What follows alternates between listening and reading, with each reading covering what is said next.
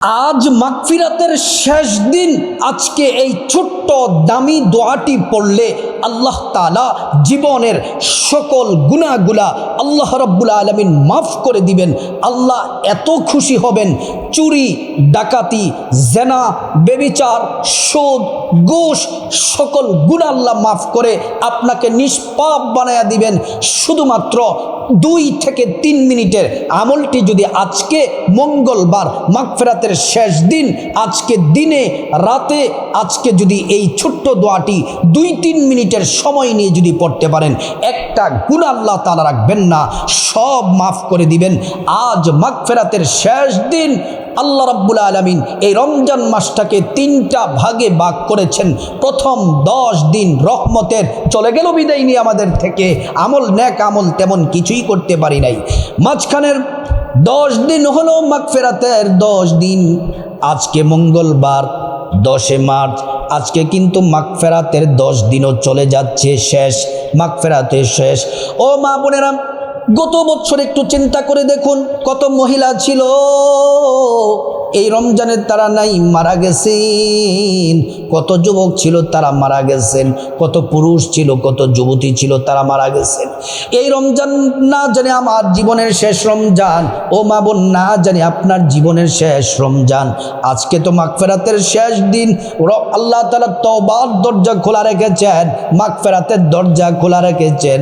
আল্লাহর কাছে যদি এই দোয়াগুলা পড়ে আল্লাহর কাছে যদি দোয়া করতে পারেন, আল্লাহ রাব্বুল আলামিন আপনার জীবন জিন্দেগির সব গুনাহগুলা মহান আল্লাহ মাফ করে দিবেন।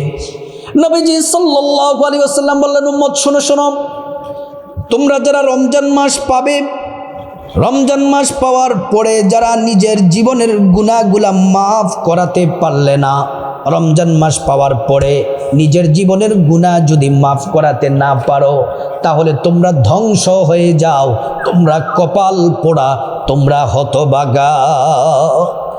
এই রমজান মাস একটু আমার সাথে মিলান, আমি আমার সাথে মিলালাম, আপনি আপনার সাথে নিজেকে একটু চিন্তা করুন। নবীজির হাদিস মতে আমরা তো রমজান মাস পেয়েছি, এখনো তো তেমন করে তওবা করতে পারি নাই, ইস্তিগফার করতে পারি নাই, আল্লাহর কাছে ক্ষমা চাইতে পারি নাই। যদি আমাদের গুনাহ যদি মাফ না হয়ে থাকি, নবী যদি আমাদের পক্ষে না থাকে, আমাদের কি উপায় হবে? ও মহিলা মা বোনেরা, আজকে মাগফিরাতের শেষ দিন, এই সুবর্ণ সুযোগ মিস করা যাবে না। 2 থেকে 3 মিনিট সব মিলিয়ে যদি আপনি 5 মিনিট মুনাজাত সহ যদি আপনি আমলটি করেন, তাহলে আপনার জীবনের সব গুনাহ আল্লাহ মাফ করে দিবেন। চোখের গুনাহ, এই চোখ দ্বারা কত গুনাহ করেছেন, টিভি নাটক সিনেমা অশ্লীল ভিডিও, বেগানা নারী বেগানা পুরুষ, এই মুখ দ্বারা গীবত চুগলখুরি শাকায়াত মিথ্যা, আমরা কত অপরাধ করলাম, এই হাত দ্বারা কত অপরাধ করলাম। ও প্রিয় মা বোনেরা, আজকে মাগফিরাতের শেষ দিনে, আজকের দিনে রাতে, আজকে যখনই আপনি সুযোগ পাবেন, এই আমলটি যদি করেন, জিন্দেগির সব গুনাহগুলো আল্লাহ মাফ করে দিবেন।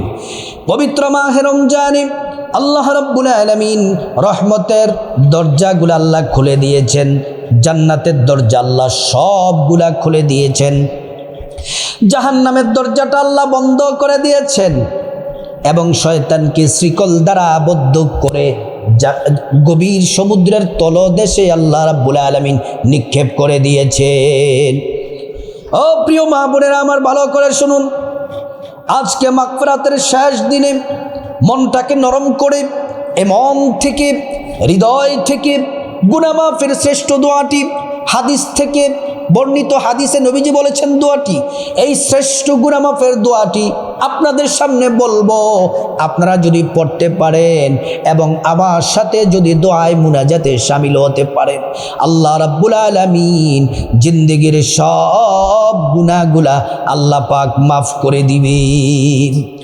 ও প্রিয় মা বোনেরা আমার, আমি আপনাদেরকে আবারও বলি, আজ মঙ্গলবার দিন রাতে একটু 5টা মিনিট সময় কি হবে না তওবা করার, ইস্তিগফার করার?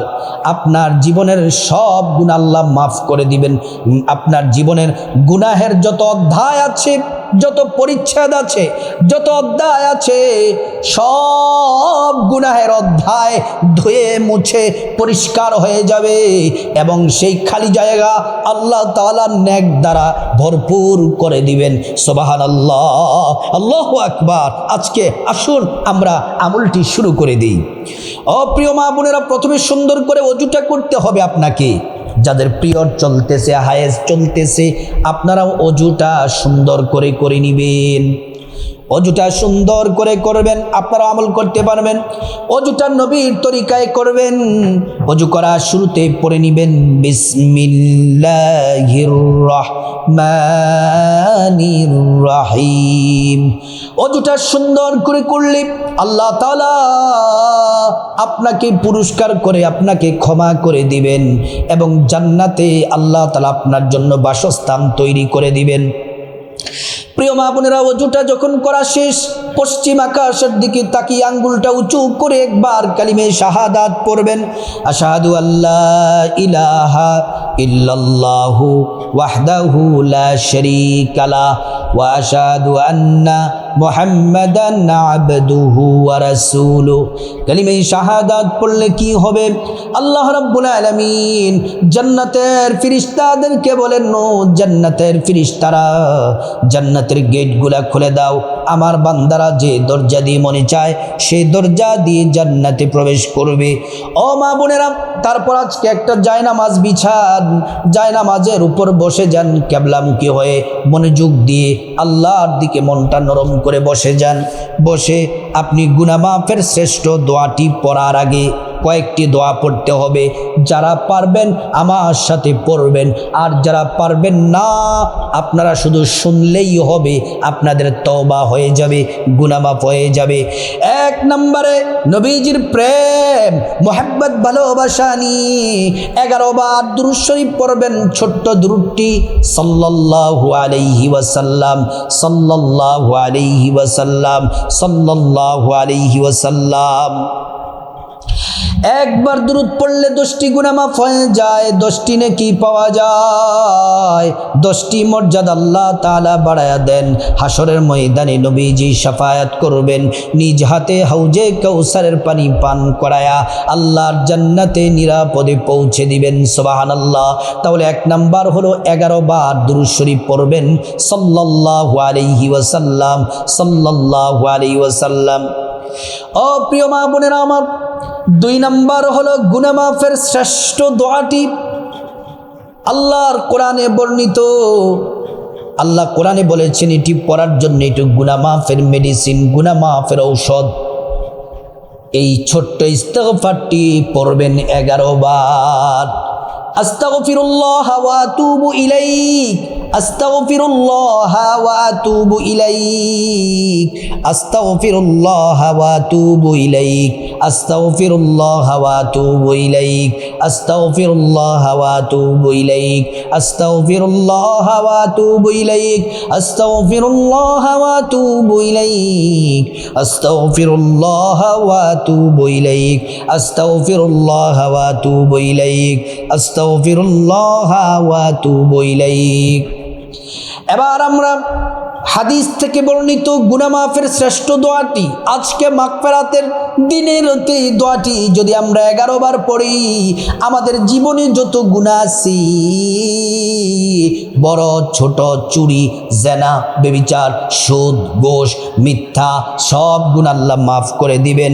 এই ছোট্ট দোয়াটি 11 বার আমি পড়ব, আপনারা আমার সাথে পড়বেন অথবা শুনবেন, তাইলেই হবে। দোয়াটি হলো রব্বি গফিরলি ওয়া তুব আলাইয়া ইন্নাকা আনতাত তাওয়াবুর রহিম। রব্বি গফিরলি ওয়া তুব আলাইয়া ইন্নাকা আনতাত তাওয়াবুর রহিম। রব্বি গফিরলি ওয়া তুব আলাইয়া ইন্নাকা আনতাত তাওয়াবুর রহিম। রব্বি গফিরলি ওয়া তুব আলাইয়া ইন্নাকা আনতাত তাওয়াবুর রহিম। রব্বি গফিরলি لي وتب علي إنك أنت التواب الرحيم رب اغفر لي وتب علي إنك أنت التواب الرحيم رب اغفر لي وتب علي إنك أنت التواب الرحيم رب اغفر لي وتب علي إنك أنت التواب الرحيم رب اغفر لي وتب علي إنك أنت التواب الرحيم رب اغفر لي وتب علي إنك أنت التواب الرحيم ও প্রিয় মা বোনেরা আমার আরেকবার পড়বেন 11 বার হবে রব্বি গফিরলি ওয়া তুব আলাইয়া ইন্নাকা আনতাত তাওয়াবুর রহিম। তারপরে নবীজি কসম করে বলেছেন এই দোয়াটি পড়লে সাথে সাথে আল্লাহ দোয়া কবুল করে নেন। এটি হচ্ছে ইসমে আজম। আসুন আমরা একবার পড়ি আল্লাহুম্মা ইন্নী আসআলুকা বিআন্নী আশহাদু আন্নাকা আনতাল্লাহ লা ইলাহা ইল্লা আনতা আল আহাদুস সামাদ আল্লাযী লাম ইয়ালিদ ওয়া লাম ইউলাদ ওয়া লাম ইয়াকুল লাহু কুফুয়ান আহাদ।